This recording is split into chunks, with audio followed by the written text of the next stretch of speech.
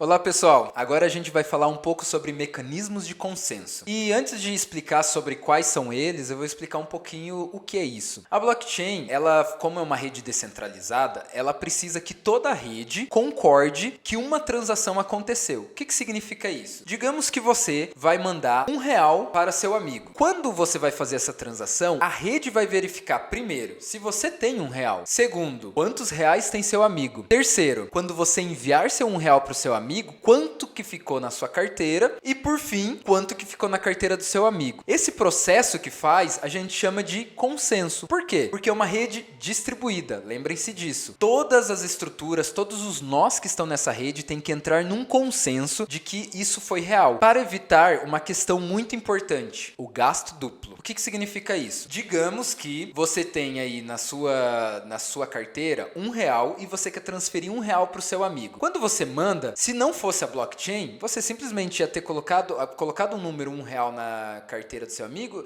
e, sei lá, não quis alterar a sua carteira e ficou com o seu R$ 1. Bom, aí você tem como se tivesse criado dinheiro. Você vai ter como se fosse R$ 2.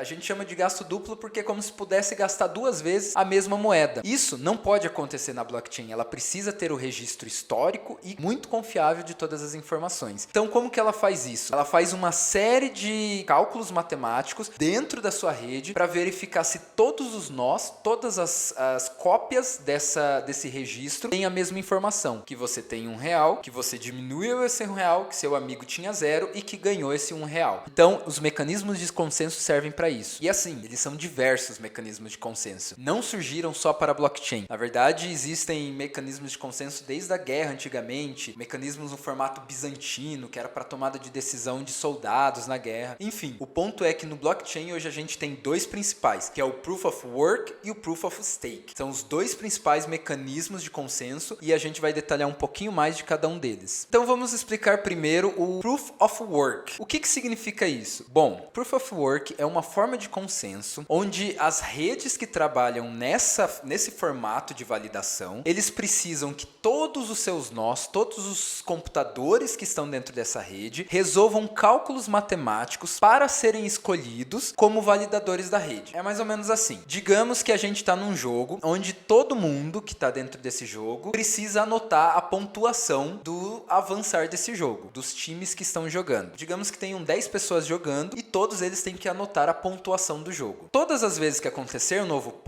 novo gol, todo mundo, antes de anotar qual que é o gol que foi feito e para quem foi feito, eles vão ter que resolver um cálculo matemático, todo mundo, numa disputa para ver quem faz primeiro. Quem terminar primeiro é escolhido pela rede para poder validar esse bloco. Então, digamos que são 10 pessoas, todos estão ali fazendo cálculos matemáticos para resolver isso e um deles ganhou. Aí eles falam, beleza, então você que foi o mais rápido em resolver esse cálculo, anota ali. Foi 1 para o time A e 0 para o time B. Depois vai de novo, deu outro gol, todo mundo vai ter que resolver cálculos matemáticos. Aí foi outra pessoa que resolveu mais rápido. Aí essa pessoa vai falar, foi 2 para o time A e 0 para o time B. E assim vai indo. Quem responde mais rápido é escolhido para validar, todos os demais só copiam. Então, esse tipo de consenso, ele é utilizado em várias redes. E a principal delas é o Bitcoin. O Bitcoin, que é a nossa criptomoeda referência e a primeira de todas, utiliza o Proof of Work. Ele vê como uma forma muito importante para você garantir a segurança de todos os dados que estão sendo travados ali dentro. O Ethereum hoje, ele está no Proof of Work e ele foi criado dentro desse formato. Só que ele está já há mais de um ano numa transição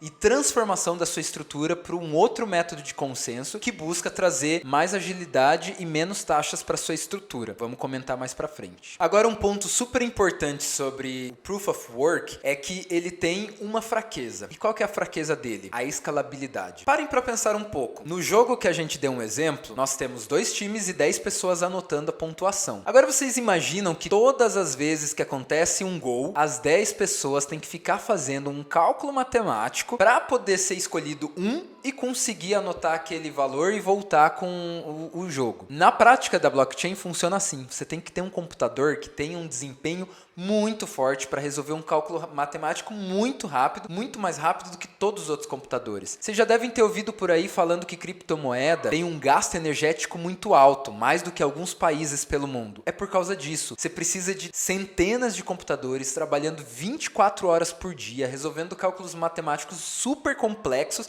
para disputar um que vai resolver e registrar aquela transação no momento. Isso acaba sendo bastante ineficiente, acaba sendo inclusive caro. Tanto caro para você montar essa estrutura quanto para você manter ela depois com energia, manutenção e tudo mais. Então, por isso a escalabilidade não é um ponto forte do Proof of Work. Você precisa ter muito computador para conseguir que a rede continue viva. Por outro lado, ele tem uma vantagem entre qualquer outro tipo de mecanismo, que é a segurança. Como você tem uma quantidade imensa de computadores trabalhando muito rápido e um disputando contra o outro, você diminui muito o risco de ter a dominância de um ou um grupo desses computadores sobre a rede toda. Inclusive, para que isso pudesse acontecer, seria necessário que um nó ou um grupo tivesse domínio de mais de 51% da força computacional. Ele tem que ser mais rápido do que 51% de toda a rede. Isso é extremamente complexo e por isso, dentre todas as redes, o Proof of Work até hoje é a que mais garante segurança e por isso que o Bitcoin foi criado nela e continua dentro dessa estrutura. O outro mecanismo de consenso muito conhecido é o Proof of Stake e ele é bastante diferente do Proof of Work. Qual que é a ideia? Nesse mecanismo, você não tem essa competição de cálculos matemáticos entre os nós, entre os computadores conectados nessa rede. Por quê? Porque ele entende que você consegue ser mais eficiente se você tiver a rede como parceira dessa estrutura. O que isso significa? Para ser escolhido como validador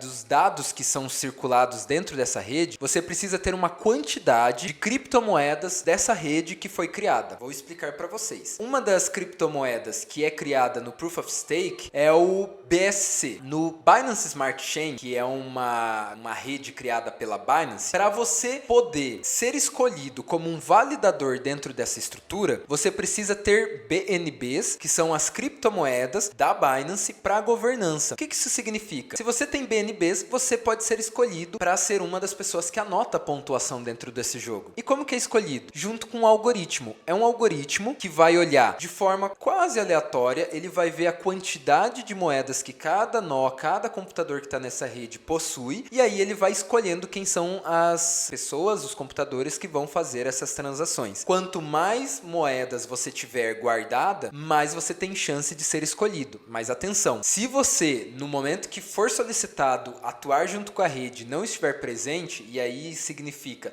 caiu sua internet, desconectou, teve algum problema assim, você corre o risco de ter uma penalidade, seja uma parcial ou até total de todas as moedas que você tem guardado. Então o ponto do Proof of Stake é justamente essa parceria dos nós, né, dos computadores, junto com a rede. Quanto mais eu tiver de moedas para validar dentro da rede, mais chances eu vou ter de escolher. Só que eu sempre preciso estar preparado para poder estar junto com a rede e trazer aí a estrutura dessa rede como validador e manter ela sempre funcionando. E por isso, no Proof of Stake, a gente não tem mineradores. No Proof of Work, eles trabalham para ganhar recompensas. No Proof of Stake, como a gente não tem que ficar disputando quem que vai ser escolhido para validar aquela transação, então a gente não tem essa concorrência. Mas o que incentiva para que esses nós, esses computadores, continuem validando a rede? Bom, eles ganham taxas nas transações e principalmente, como eles têm um percentual de moedas, né, de criptomoedas dessa rede, eles querem que cada vez mais a rede cresça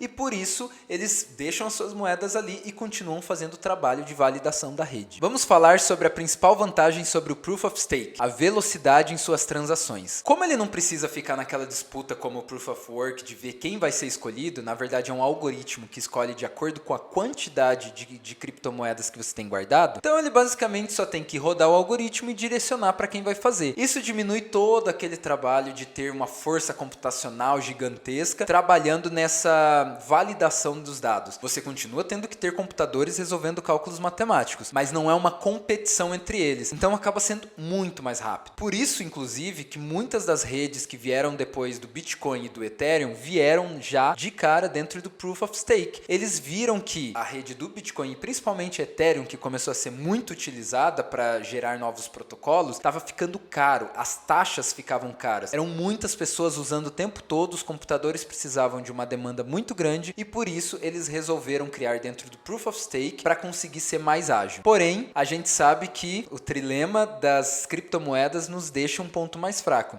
E no caso do Proof of Stake, a gente sempre vai ter aquela preocupação com a descentralização. O que isso significa? Como para você ser escolhido para dar as direções dessa rede, você só precisa ter criptomoedas guardadas, existe o potencial de um nó ou um grupo conseguir reunir 51% das criptomoedas necessárias para essa rede e poder tomar decisões de mudança dentro dela. Isso pode ser criado de várias formas, seja uma pessoa investindo nas criptomoedas e guardando elas em stake, ou outras mais que se reúnam nesse grupo para ganhar mais benefícios com as taxas que são pagas ali dentro. Se em algum desses cenários você tiver um grupo que domine 51% das criptos, ele vai ter decisão exclusiva sobre toda a rede. E aí a gente começa a perder o ponto de descentralização, uma filosofia super importante nas criptomoedas. Afinal de contas, se isso acontecer, na verdade, essa organização teria domínio sobre toda a rede. E aí para a gente seria um desafio, pois poderia causar problemas para todos os demais usuários da rede.